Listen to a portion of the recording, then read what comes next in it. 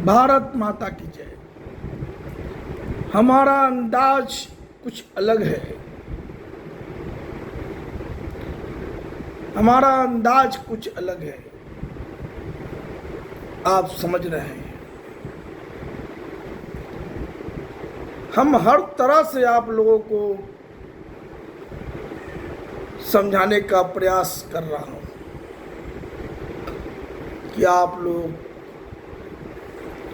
अपनी अपनी गरिमा को समझें। आप सब अपनी अपनी गरिमा को समझें, अपनी अपनी आवाज को बुलंद करें।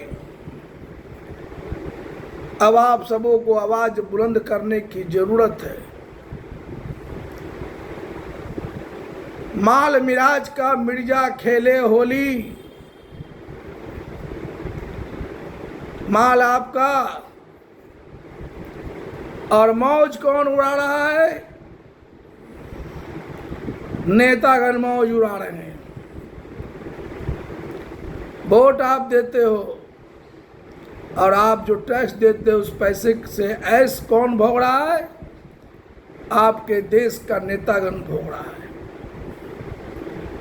यही हम समझाने का प्रयास लगातार कर रहा हूं। कोई स्पष्टता, कोई पारदर्शिता इन लोगों में नहीं है और सभी एक दूसरे का टांग जरूर खींचते हैं, लेकिन समय आने पर सब सत्ता में बने रहने के लिए एक दूसरे का साथ ले लेते हैं। आपने देखा है, कल जिसको लोग गाड़ी बकते थे आज अपने पास बुला करके सत्ता में आनंद ले रहे हैं, मौज उड़ा रहे हैं और आप लोग के जो हक है उस सब की हकमारी कर रहे हैं। यही मैं समझाने का प्रयास लगातार कर रहा हूं। मैं सस्ता चुनाव अभियान के नायक बिहार भाजपा में 1985 से लगातार 27 मार्च 2018 तक रहा हूं। 2020 बिहार विधानसभा का चुनाव 184 पटना साहिब विधानसभा क्षेत्र से लड़ चुका हूं। सस्ता चुनाव अभियान जो सामाजिक सोच से ओतप्रोत हमारा बिना रजिस्टर्ड सर्व समाज ऐसी पार्टी, इसका सोच प्लान जो हमने दिया है, भारत विकास विचार मंच, राजनीति शुद्धिकरण विचार मंच, भारतीय जनता हितैषी मोर्चा, जन समस्या निदान मोर्चा के संयुक्त बैठक में जो सोच प्लान तैयार हुए हैं कि अब ऐसे नहीं ऐसे चलना होगा। माल आपका है, मौज कोई और उड़ा रहा है। एक एक नेता पर जितना सिक्योरिटी पर खर्च है आप खुद देख के दंग हो जाते हैं। क्यों खर्च करते हैं भाई इन लोगों पर? अभी देखिए नेपाल में एक प्रधानमंत्री हुए हैं, उनकी सादगी का परचम लहरा रहा है पूरे भारतवर्ष और पूरे विश्व में।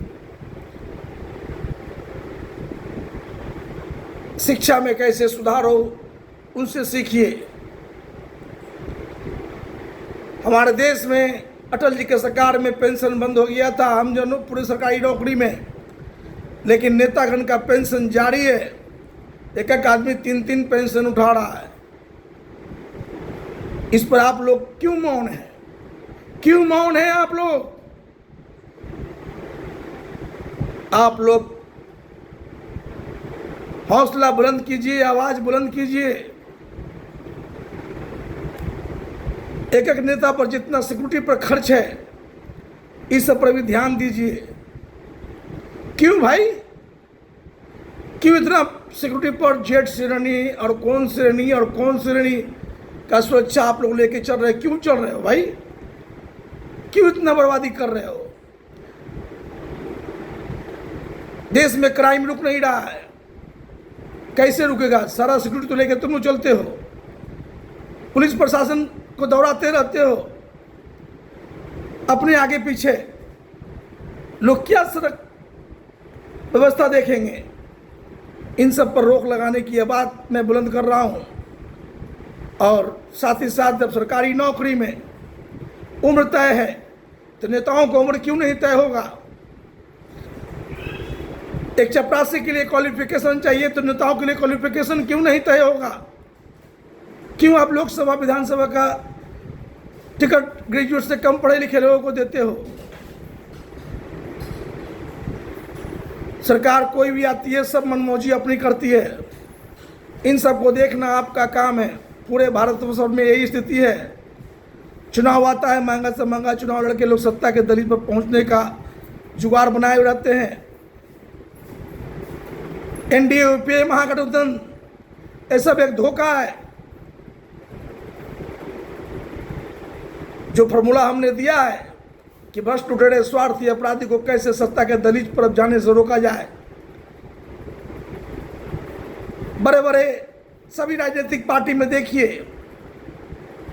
कार्यकर्ता कितना मेहनत करते हैं, लेकिन दल बदलू आकर के तुरंत टिकट पा जाता है। कोई पैमाना है इन लोगों में? तुरंत मंत्री बन जाता है, तुरंत मुख्यमंत्री बन जाता है, कोई पैमाना नहीं है। इसलिए आवाज बुलंद कीजिए, कार्यकर्ता भी जागिए, युवा खास करके जागिए। 80-85 वर्ष तक बुढ़ौती तक नेता सत्ता के दलील पर पहुंचने का जुगाड़ बनाए रखे हुए हैं, लेकिन सरकारी नौकरी में आप लोगों को तय किया गया 60 नहीं तो 65।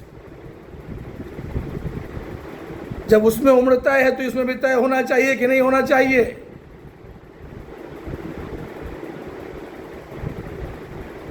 शिक्षित नेता चुनिए, महंगा चुनाव लड़ने वाले को रोकिए।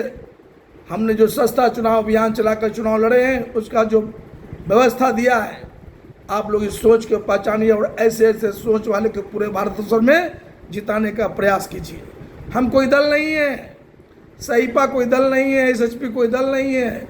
एसएचपी एक मापदंड लाया है, एक सोच लाया है कि पूरे बिहार में चुनाव कराओ, पूरे भारतवर्ष में चुनाव कराओ, जो सबसे अधिक वोट लावे उसी को मुख्यमंत्री और प्रधानमंत्री बनाओ, और वोट परसेंटेज के हिसाब से मंत्रिमंडल। कोई किचकिच, कोई घिच नहीं, कोई अनुशंसा नहीं। संगठन में भी वही बात होना चाहिए।